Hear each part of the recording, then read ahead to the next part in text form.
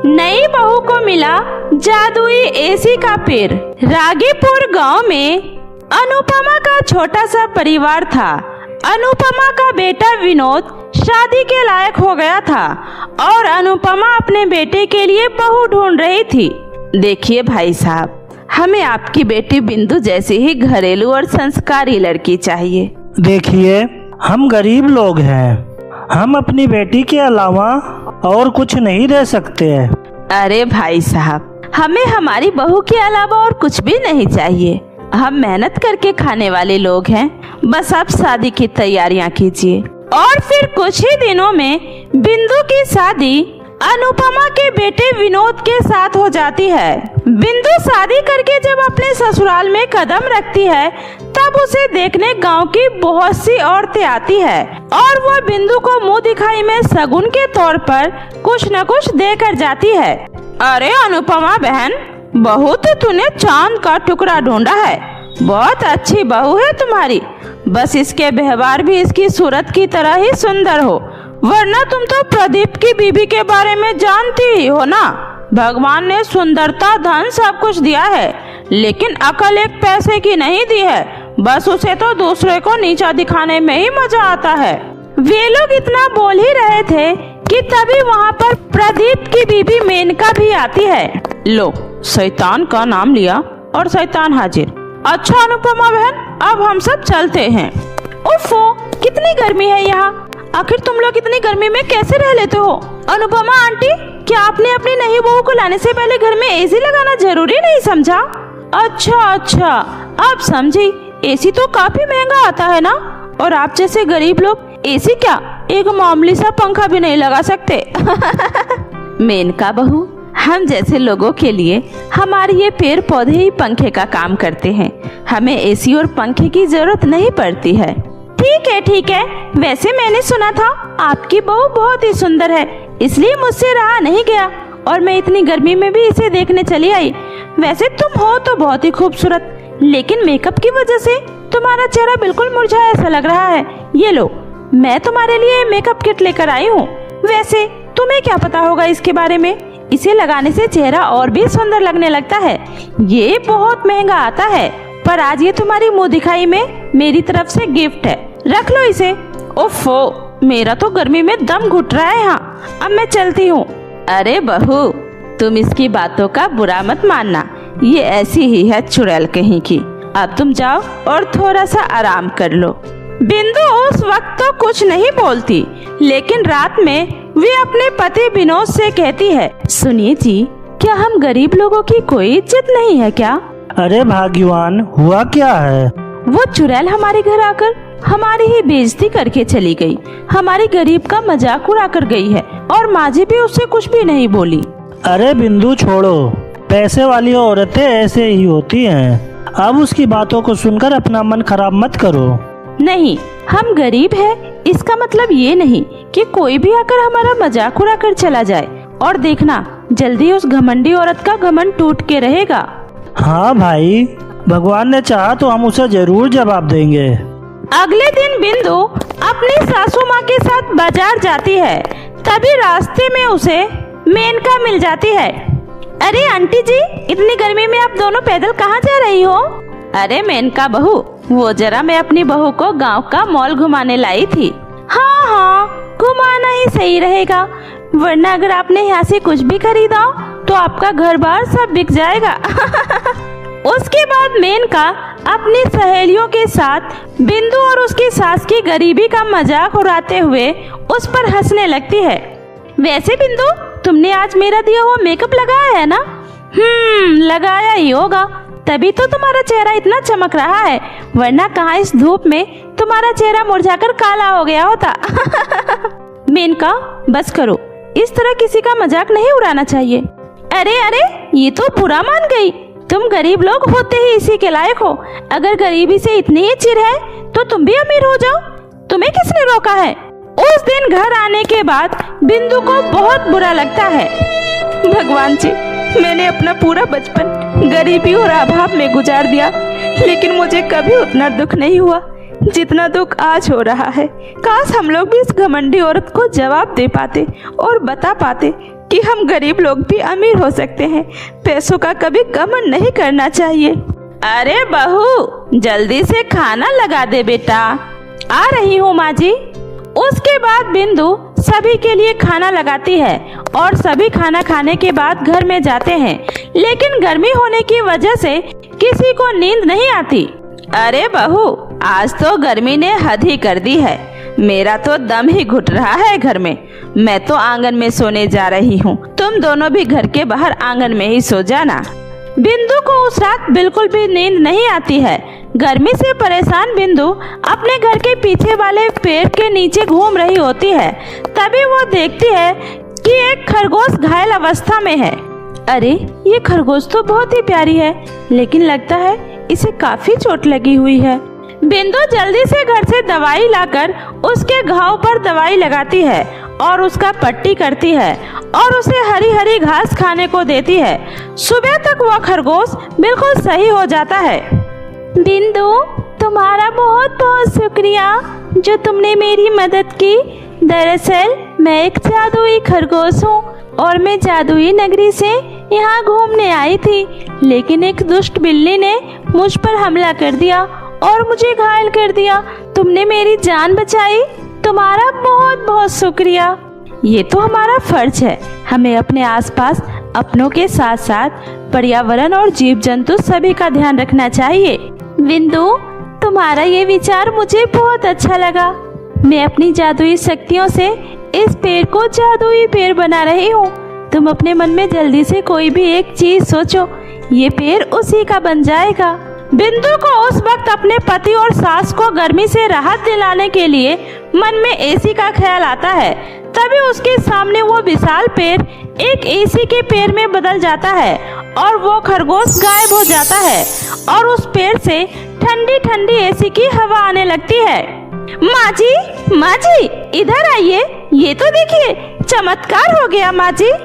उसके बाद बिंदु अपने पति और सास को उस जादुई एसी के पेड़ के बारे में सब कुछ बताती है। उसके बाद उसका पति विनोद उस पेड़ से सारे एसी को तोड़कर गांव में ही एसी का बहुत बड़ा दुकान खोलता है और बहुत ही कम दामों पर वे गांव वालों को एसी बेचता है और देखते ही देखते वे लोग बहुत अमीर हो जाते हैं। उनके पास अब किसी भी चीज की कोई कमी नहीं होती। ऐसे ही दिन बीतते हैं और एक दिन बिंदु कहती है, माँ जी, काफी दिनों बाद मेनका हमारे गांव में फिर से आई है। चलिए ना माँ जी, हम उससे मिलकर आते हैं। अच्छा, समझ गई। तू अभी भी उससे नाराज है ना, और तू उसे सुनाना चाहती है ना बहू? नहीं माँ जी, आज मैं उसको बताना चाहती हूँ कि किसी का मजाक नहीं उड़ाना चाहिए, क्योंकि वक्त बदलते देर नहीं लगती। अब चलिए माँ जी। और हाँ, मैंने इनसे बोल दिया था कि एक एसी हमारी तरफ से मेनका को तोहफे में भिजवा देने के लिए।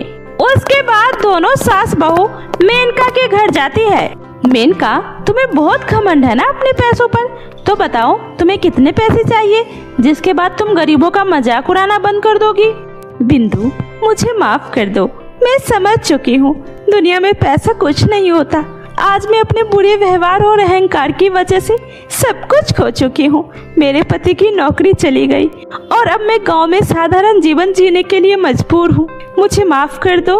इस तरह मेनका का घमंड टूट जाता है और बिंदु अपने परिवार वालों के साथ हंसी खुशी अपना जीवन गुजारने लगती है। जादुई नदी का सुनहरा अंगूर। रामपुर गांव में राघव और मोहन नाम के दो सगे भाई रहा करते थे। पहले तो दोनों भाई एक साथ खुशी खुशी रहा करते थे, लेकिन राघव की शादी हो जाने के बाद बिमला ने आते ही दोनों भाइयों के बीच दरारें पैदा कर दी, जिसकी वजह से अब दोनों भाई अलग अलग अपना परिवार लेकर रहा करते थे। लेकिन राघव की पत्नी बिमला बहुत ही ज्यादा चालाक और लालची थी, इसलिए वो घर की सारी जमीन जायदाद अपने नाम करवा लेती है और मोहन के हिस्से में छोटी सी टूटी फूटी झोपड़ी आती है, जिसमें वो अपनी पत्नी ममता के साथ रहा करता था। जहाँ राघव अपने किराने की दुकान चलाया करता था, वहीं बेचारा मोहन जंगल से लकड़ियाँ काटकर उन्हें बाजार में बेचकर अपना गुजारा किया करता था। ऐसे ही आज भी। अगर आज आप इतने सीधे नहीं होते ना, तो जेठानी जी और जेठ जी आपका इस तरफ फायदा नहीं उठाते और हमें भी हमारा हिस्सा मिल जाता। देखो ममता, मुझे नहीं पता कि किसके हिस्से में क्या लिखा है। मैं तो बस इतना जानता हूँ, हमारे नसीब में जो लिखा है वो हमें मिलकर रहेगा, फिर चाहे जो भी कितना भी हाथ पैर मार ले। इसलिए अब तुम भी इन सब बारे में सोचना बंद कर दो और अपने काम पर ध्यान दो। मैं जंगल जा रहा हूँ लकड़ियाँ काटने के लिए। इतना कहकर मोहन हाथ में कुल्हाड़ी लिए जंगल की तरफ चल देता है। लेकिन जंगल जाने के बीचों बीच एक नदी बह रही होती है जो कि बहुत ही ज्यादा गहरी होती है। इसलिए गांव का हर व्यक्ति उस नदी को पार करने से बहुत ही ज्यादा डरता था और जंगल जाने के लिए वो सब पहाड़ी के दूसरी तरफ वाले रास्ते से जाया करते थे। और इसी तरह मोहन भी पहाड़ी के दूसरे वाले रास्ते से जंगल जाया करता था। लेकिन आज जब मोहन पहाड़ी वाले रास्ते से जा रहा होता है तो वो देखता है कि रास्ते में एक बहुत ही बड़ा पत्थर पड़ा होता है जिससे आगे जाने का पूरा रास्ता बंद हो जाता है। ये देखकर मोहन बहुत ज्यादा परेशान हो जाता है और कहता है, हे भगवान, अब मैं क्या करूं? आज तो ये रास्ता भी बंद हो गया। अब तो मुझे उस नदी वाले रास्ते से ही जंगल जाना पड़ेगा। इतना कहकर मोहन नदी के रास्ते संभल कर नदी पार करने की कोशिश करता है। उसी समय उसे नदी में किसी के चिल्लाने की आवाज सुनाई देती है और जब मोहन वापस से मुड़कर देखता है तो उसे नदी में एक बूढ़ी औरत डूबती हुई दिखाई देती है और वो मोहन से कहती है, सुनो बेटा, मेरी मदद करो, मैं इस नदी में डूब रही हूँ, मुझे बचाओ, मुझे तैरना नहीं आता बेटा, बचाओ। उस बूढ़ी औरत की बात सुनकर मोहन फटाफट से उसकी मदद करने के लिए आगे बढ़ता है, क्योंकि मोहन एक दयालु और नेक दिल इंसान था। इसलिए वो अपनी जान पर खेलकर उस बूढ़ी औरत की मदद करता है और उसे नदी से बाहर निकालता है। लेकिन जैसे ही वो बूढ़ी औरत नदी से बाहर आती है वैसे ही वो नदी गायब होकर एक जादुई सुनहरे अंगूर के बगीचे में बदल जाता है और वो बूढ़ी औरत एक सुंदर सी परी में बदल जाती है। ये सब होता देखकर मोहन बहुत ज्यादा हैरान हो जाता है। उसी समय वो परी कहती है, तुम्हारा बहुत बहुत शुक्रिया भले इंसान, आज तुमने मेरी मदद करके मुझे मेरे श्राप से मुक्त कर दिया। आखिर ये सब क्या है और वो नदी कहाँ गई और ये सुनहरे अंगूर का बगीचा कहाँ से आ गया? मुझे तो कुछ समझ में नहीं आ रहा, ये सब हो क्या रहा है? चिंता मत करो युवक, मैं तुम्हें सब कुछ बताती हूँ। दरअसल ये नदी एक मायावी नदी थी और मैं मायावी नगरी की राजकुमारी ऐश्वर्या हूँ। मुझे मेरी गलती की वजह से स्वामी अघोरी नंद ने एक श्राप दिया था और कहा था, जब तक कोई नेक दिल इंसान इस रास्ते से गुजरते समय मेरी मदद नहीं करेगा तब तक मैं अपने असली रूप में कभी नहीं आ सकती हूँ। इसलिए तुम्हारा बहुत बहुत शुक्रिया। आज तुम्हारी वजह से मैं वापस से अपने असली रूप में आ पाई हूँ और मैं इसी जादुई सुनहरे अंगूर के बगीचे की राजकुमारी हूँ। इसलिए जब तुमने मेरी मदद की है तो मुझे भी तुम्हारे लिए कुछ करना चाहिए, इसलिए तुम चलो मेरे साथ। इतना कहकर ऐश्वर्या परी मोहन को अपने साथ अपनी मायावी नगरी में लेकर जाती है, जहाँ पर चारों तरफ जादुई सुनहरे अंगूर के पेड़ लगे होते हैं और सोने की तरह चमक रहे होते हैं। उसी समय मायावी नगरी की रानी माँ वहाँ पर आती है और कहती है, आपका हमारे मायावी नगरी में स्वागत है नेक दिल इंसान। आज आपकी वजह से मेरी पुत्री फिर से अपने असली रूप में आ पाई है, इसलिए हम आपके बहुत ही शुक्रगुजार हैं। वरना हमने तो उम्मीद भी छोड़ दी थी कि हमारी पुत्री फिर से कभी अपने असली रूप में आ पाएगी भी या नहीं। लेकिन हमें पता नहीं था कि आज भी इस दुनिया में आपके जैसे नेक दिल इंसान मौजूद हैं, जो बिना किसी स्वार्थ के दूसरों की मदद करते हैं। आपका बहुत बहुत शुक्रिया रानी परी माँ, लेकिन ये तो मेरा फर्ज था और इसके बदले आप लोगों ने मुझे जो आदर और सम्मान दिया है, ऐसे तो मैंने कभी अपनी जिंदगी में सोचा भी नहीं था। मुझे तो अभी भी ये सब एक सपना जैसा लग रहा है। अब मैं चलता हूँ, वैसे भी काफी देर हो चुकी है। घर पर मेरी पत्नी मेरा इंतजार कर रही होगी और अभी तो मुझे जंगल से लकड़ियाँ भी काट कर लानी है, वरना शाम को मेरे घर पर चूल्हा नहीं जल पाएगा। सुनो युवक, आज तुमने जो हमारी मदद की है इसके बदले हम तुम्हें कुछ देना चाहते हैं, जिससे आपको फिर से दोबारा लकड़ियाँ काटने की जरूरत नहीं पड़ेगी और आप सुकून से अपनी जिंदगी गुजार पाओगे। ये लो, ये हमारे बगीचे के जादुई सुनहरे अंगूर हैं। इन अंगूर से आप जो भी कुछ मांगोगे ये आपकी सारी इच्छाओं को पूरा करेगा और फिर आपको किसी भी चीज की कोई कमी नहीं होगी। इतना सुनकर मोहन बहुत ज्यादा खुश हो जाता है और वो जैसे ही मायावी नगरी से बाहर आता है वैसे ही वो जादुई सुनहरे अंगूर का बगीचा फिर से गहरी नदी के रूप में बदल जाता है और मोहन वहाँ से खुशी खुशी वो जादुई सुनहरा अंगूर लेकर अपने घर आ जाता है। और जब वो घर आकर इस बारे में अपनी पत्नी ममता को सब बताता है तो उसकी बात सुनकर ममता भी बहुत ज्यादा खुश हो जाती है और फिर मोहन उस जादुई सुनहरे अंगूर की मदद से अपनी बड़ी सी होलसेल की दुकान खोलता है और अपनी छोटी सी झोपड़ी को एक आलीशान घर में बदल देता है। देखते ही देखते उसकी गरीबी पूरी तरह से मिट जाती है। लेकिन जब ये सारी बात राघव को पता चलती है तो उसके मन में भी लालच आ जाता है और वो अपनी पत्नी के साथ उसी नदी के पास जाता है और कहता है, देखना बिमला, अब हम भी जादुई सोने के अंगूर पाकर पहले से और भी ज्यादा अमीर बन जाएंगे, लेकिन इसके बदले तुम्हें इस नदी में डूबने का नाटक करना होगा जिससे मैं तुम्हें बचाने आऊँगा और फिर वो परी मुझसे भी खुश होकर मुझे भी जादुई सोने के अंगूर दे देगी। अरे आप देखना जी, मैं डूबने का ऐसा नाटक करूंगी कि हर कोई धोखा खा जाएगा, लेकिन हाँ आप बस मुझे थोड़ा धीरे से धक्का मारना। इतना कहकर राघव बिना कुछ सोचे समझे अपनी पत्नी बिमला को नदी में धक्का मार देता है और बिमला भी कुछ देर डूबने का नाटक करती है। लेकिन जब उसे सच में लगता है कि वो सच में डूब जाएगी तो वो राघव से कहती है, अरे सुनिए जी, मुझे बचाइए, मैं सच में डूब रही हूँ। अरे बिमला, तुम चिंता मत करो, मैं अभी कुछ करता हूँ।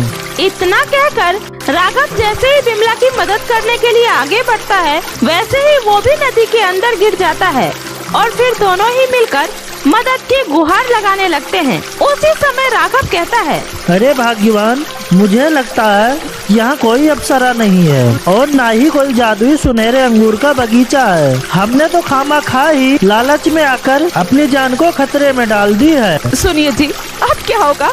हम लोग यहाँ से बाहर कैसे निकलेंगे जी? मैं मरना नहीं चाहती, हमें बचा लीजिए। अब कुछ नहीं हो सकता भाग्यवान, हमें शायद हमारी लालच की ही सजा मिल रही है, इसलिए जिंदगी में कभी लालच नहीं करना चाहिए। इतना कहते हुए राघव और उसकी पत्नी बिमला उसी गहरी नदी में डूब जाते हैं और उनके लालच का उसी दिन अंत हो जाता है। सौतेली माँ और जादुई सैंडल का जादू। गंगापुर गांव में सिया नाम की एक लड़की अपने मामा मामी के साथ रहती थी। उसके मामा मामी की एक लड़की थी जिसका नाम रूही था। जहाँ रूही बहुत ही ज्यादा घमंडी और मतलबी किस्म की लड़की थी, वही सिया एक बहुत ही समझदार और दयालु किस्म की लड़की थी। सिया के मामा अक्सर काम के सिलसिले में शहर में ही रहा करते थे और इसी बात का फायदा उठाकर सिया की मामी विनीता उस पर हमेशा अत्याचार किया करती थी।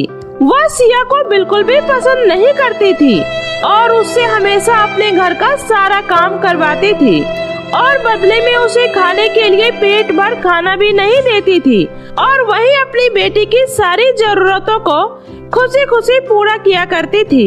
लेकिन उसके मामा उसके ऊपर हो रहे इन सब अत्याचारों से बिल्कुल अनजान थे, क्योंकि विनीता अरविंद के सामने हमेशा सिया को अपनी बेटी की तरह ही प्यार करती थी और उसके शहर जाते ही वह फिर से सिया के ऊपर अत्याचार करना शुरू कर देती थी। और ऐसे ही दिन बीत रहे होते हैं। तभी एक दिन रूही अपनी माँ से कहती है, मम्मी, मुझे कल अपनी फ्रेंड अनन्या के बर्थडे पार्टी में जाना है। उसके लिए मुझे एक बहुत ही सुंदर ड्रेस और कुछ ज्वेलरी चाहिए, इसलिए आप मुझे जल्दी से कुछ पैसे दे दीजिए। अरे रूही बेटा, अभी परसों ही तो तुमने मुझसे इतने सारे पैसे लिए थे और आज फिर तुम पैसे मांग रही हो क्या? मम्मी अब आप भी मुझसे पापा की तरह पैसों का हिसाब लोगी? आपको मुझ पर बिल्कुल भी भरोसा नहीं है। अरे नहीं मेरी बच्ची, मैं तो बस ऐसे ही बोल रही थी। बताओ तुम्हें कितने पैसे चाहिए? ये लो और अच्छे से शॉपिंग करना। इतना कहकर विनीता नोटों की गड्डी निकालकर रूही को दे देती है, जहां रूही बहुत ज्यादा खुश हो जाती है। वहीं कमरे के बाहर सिया ये सब देखकर बहुत ज्यादा दुखी हो जाती है, क्योंकि विनीता ने सिया को पूरे साल में एक जोड़ी कपड़े भी नहीं दिलाए थे। वहीं वो अपनी बेटी को हर महीने शॉपिंग के लिए ढेर सारे पैसे दिया करती थी। इसलिए सिया चुपचाप अपने कमरे में जाकर आंखों में आंसू लिए कहती है, खास माँ पिताजी, आप लोग जिंदा होते तो मुझे इस तरह मामी का अत्याचार नहीं सहना पड़ता और मुझे भी मेरी जरूरत की सारी चीजें मिल पाती जैसे रूही को मिलती है। मुझे पता है मामा जी बहुत अच्छे हैं, लेकिन मैं अपनी इस हालत के बारे में उन्हें कुछ नहीं बता सकती, वरना मामी मेरा इस घर में जीना मुश्किल कर देगी। सिया जब कमरे में बैठे ये बातें कर रही होती है, उसी समय उसके मामा उसकी सारी बातें सुन लेते हैं और उसके पास जाकर कहते हैं, अरे सिया, क्या बात है? तुम ऐसे अपने कमरे में बैठे क्या बातें कर रही हो? अरे मामा जी, आप यहाँ, लेकिन आप कब आए? बस अभी थोड़ी देर पहले आया हूँ, लेकिन तुम यहाँ अपने कमरे में बैठे क्या बातें कर रही हो? सिया इस बार भी अपनी मामी के डर की वजह से अपने मामा को कुछ नहीं बताती है और कहती है, कुछ नहीं मामा जी, वो बस ऐसे ही माँ पिताजी की थोड़ी सी याद आ रही थी। अच्छा, कोई बात नहीं। अब तुम जल्दी से तैयार हो जाओ, हम अभी बाहर शॉपिंग करने चलेंगे। अपने मामा की ये बात सुनकर सिया बहुत ज्यादा खुश हो जाती है और कहती है, क्या सच में मामा जी? आप यहीं रुकिए, मैं अभी बस तैयार होकर आती हूँ। इतना कहकर सिया फटाफट से तैयार होने चली जाती है और जब कुछ देर बाद वो अपने मामा के साथ शॉपिंग करने जा रही होती है, उसी समय विनीता कहती है, अरे ऐसे सज धज कर कहाँ जा रही हो अपने मामा के साथ? दरअसल विनीता, मैं सिया को अपने साथ शॉपिंग कराने जा रहा हूँ। वैसे भी बेचारी बिन माँ बाप की बच्ची कहाँ अपनी जरूरतों को पूरा कर पाती है। अरे तो बिन माँ बाप की बच्ची है तो क्या हुआ? अब आप इस पर अपने सारे पैसे लुटाते फिरोगे? आपको पता है ना, अगले महीने ही रूही के कॉलेज की फीस भी भरनी है। विनीता, तुम्हें मुझे समझाने की कोई जरूरत नहीं है। मुझे अपनी बेटी की जरूरत का ख्याल है, इसलिए तुम इस बात की चिंता मत करो। इतना बोलकर अरविंद सिया को लेकर शॉपिंग करने चला जाता है और वो सिया को उसके मनपसंद की सारी चीजें दिलवाता है और उसके लिए सुंदर सुंदर ड्रेस भी खरीदता है।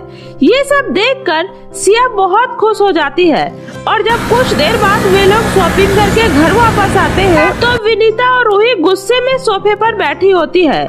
उनको देखकर सिया मन ही मन सोचती है, अरे मामी तो आज बहुत गुस्से में लग रही है और अगर इन्होंने मेरे ये नए कपड़े देख लिए ना तो नहीं, इससे पहले मामी मेरे ये कपड़े देखे, मैं इन्हें अपने कमरे में ले जाकर छुपा देती हूँ। इतना सोचकर सिया वो कपड़े ले जाकर अपने कमरे में छुपा देती है। तभी विनीता कहती है, आ गए अपनी प्यारी बेटी के ऊपर पैसा खर्च करके? तुम्हें तो उसके अलावा और कोई दिखाई नहीं देता है। भूलो मत, तुम्हारी खुद की भी एक बेटी है। विनीता, तुम ये कैसी बातें कर रही हो? अरे उस बेचारी को कितने साल हो गए, तुमने उसे एक जोड़ी कपड़े भी नहीं दिलाए, और अगर आज मैंने उसे कुछ कपड़े दिला दिए तो इसमें इतना मुंह बनाने वाली कौन सी बात है? तुम भी तो हर महीने अपनी बेटी को शॉपिंग कराती हो ना। अरविंद की ये बात सुनकर विनीता मुंह बनाते हुए रूही को लेकर अपने कमरे में आ जाती है, जहाँ रूही अपनी माँ से कहती है, देख लिया ना माँ, पिताजी उस 2 कौड़ी की नौकरानी सिया की बराबरी मुझसे कर रहे हैं। पता नहीं उस सिया की बच्ची ने पिताजी के ऊपर क्या जादू कर दिया है, जो वो हमेशा उसकी ही तरफदारी करते रहते हैं। चिंता मत कर मेरी बच्ची, बस एक बार अपने पिताजी को यहाँ से जाने दे, फिर मैं उस नौकरानी को उसकी असली औकात दिखाती हूँ। और ऐसे ही कुछ दिनों बाद उसके शहर जाते ही विनीता और रूही सिया के कमरे में जाती है और उससे कहती है, क्यों री, बहुत पढ़ निकल आए हैं तेरे, तुझे क्या लगा मैं तुझे ऐसे ही छोड़ दूंगी? लेकिन मामी जी, मैंने किया क्या है? देख रही हो मम्मी कितनी मासूम बनने की कोशिश कर रही है। अरे मेरे पति ने तुझे जितने भी कपड़े दिलवाए हैं ना, सारे निकाल कर मुझे दे। लेकिन मामी, वो कपड़े तो मामा जी ने मुझे दिलवाए हैं ना। अच्छा, तो अब तेरी जवान भी चलने लगी है। अरे चुपचाप वो कपड़े लाकर मुझे दे दे, वरना आज मैं तुझे छोड़ूंगी नहीं। अपनी मामी की ये बात सुनकर सिया बहुत ज्यादा डर जाती है और चुपचाप से सारे कपड़े निकालकर अपनी मामी को दे देती है, जिसके बाद विनीता वो सारे कपड़े रूही को दे देती है। ये सब देखकर सिया की आंखों से आंसू छलक पड़ते हैं, लेकिन वो कुछ नहीं बोल पाती। और ऐसे ही अगले दिन जब सिया बाजार सब्जियां लेने जा रही होती है, उसी समय रूही अपने कुछ दोस्तों के साथ मिलकर सिया का मजाक उड़ाने लगती है। अरे तुम मुझसे पूछ रही थी ना कि मेरे घर की नौकरानी कौन है, तो देखो वो रही हमारे घर की नौकरानी। अरे रूही, क्यों ना आज तेरी नौकरानी को मजा चखाया जाए, बहुत मजा आएगा। अरे क्यों नहीं, वैसे भी मुझे भी इससे अपने कुछ पुराने हिसाब चुकता करने हैं। बहुत उड़ रही थी ना मेरे पिताजी के सामने। इतना कहकर रूही के दोस्त सिया का रास्ता रोककर खड़े हो जाते हैं और कहते हैं, अरे ओ नौकरानी, मेरा दुपट्टा उस पेड़ के ऊपर फंस गया है, तो तुम जल्दी से उस पेड़ पर चढ़कर मेरा दुपट्टा निकाल दो। लेकिन मैं कैसे? अरे कैसे क्या, जल्दी जाओ और दुपट्टा निकाल कर दो, वरना मैं माँ से तुम्हारी शिकायत कर दूंगी। इतना सुनकर सिया पेड़ पर चढ़ और उसका दुपट्टा निकालकर जब वो पेड़ से नीचे उतर रही होती है तो अचानक से उस पेड़ की डाल में फंसकर उसकी ड्रेस फट जाती है। और ये देखकर रूही की सारी फ्रेंड सिया के ऊपर जोर जोर से हंसने लगते हैं। और ये देखकर सिया को बहुत बुरा लगता है, क्योंकि उसके पास तो सिर्फ एक ही ड्रेस थी। इसलिए जब वो रोते हुए घर वापस आने लगती है, उसी समय रास्ते में एक झोपड़ी में से उसे किसी के रोने की आवाज सुनाई देती है। और जब सिया उस आवाज को सुनकर उस झोपड़ी के अंदर जाती है तो वो देखती है एक बूढ़ी औरत खाट पर लेटे लेटे दर्द से करा रही होती है। और ये देखकर सिया उसके पास जाती है और कहती है, अरे अम्मा, क्या हुआ आपको, आप ठीक तो है ना? नहीं बेटी, मैं बहुत दिनों से बीमार हूँ और अब मेरे पास ज्यादा समय नहीं है, इसलिए जाने से पहले मैं अपनी एक कीमती चीज किसी ऐसे इंसान को देना चाहती हूँ जो एक नेक और ईमानदार इंसान हो, उसके मन में किसी भी तरह का कोई लालच ना हो, और मुझे लगता है तुम वो इंसान हो। तो बेटी ये लो, ये एक जादुई सोने की सैंडल है जो मुझे एक महान गुरुजी ने दी थी, और आज मैं ये तुम्हें दे रही। तुम इस जादुई सैंडल को पहनकर जो कुछ भी मांगोगी तुम्हारी वो सारी इच्छाएं पूरी होगी। इतना सुनकर सिया बहुत ज्यादा खुश हो जाती है और उस बूढ़ी औरत का धन्यवाद करके उस जादुई सैंडल को लेकर घर आ जाती है। और अपने कमरे में जाकर जब वो उस सैंडल को पहनती है और कहती है, हे जादुई सैंडल, मेरे कपड़े फट गए हैं, तो क्या तुम मुझे नए कपड़े दे सकती हो? सिया के इतना कहते ही उसके सामने ढेर सारे सुंदर सुंदर कपड़े आ जाते हैं। और ये देखकर सिया बहुत ज्यादा खुश हो जाती है।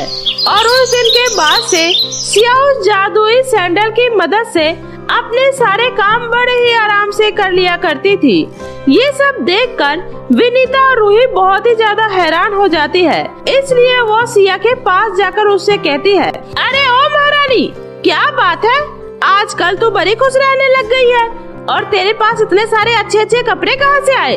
कहीं तूने मेरी अलमारी में से पैसे तो नहीं चुराए? नहीं नहीं मामी, मैं क्यों आपकी अलमारी में से पैसे चुराऊंगी, और वैसे भी अब मुझे किसी से भी पैसे मांगने की कोई जरूरत नहीं है। सिया की ये बात सुनकर विनीता को बहुत गुस्सा आ जाता है, और वो जैसे ही सिया को मारने जाती है तो उसकी जादुई सैंडल में से एक रोशनी निकलती है, और उन दोनों माँ बेटी को बिजली का जोरदार झटका लगना शुरू हो जाता है, जिसके बाद वो दोनों माँ बेटी बहुत ज्यादा डर जाती है।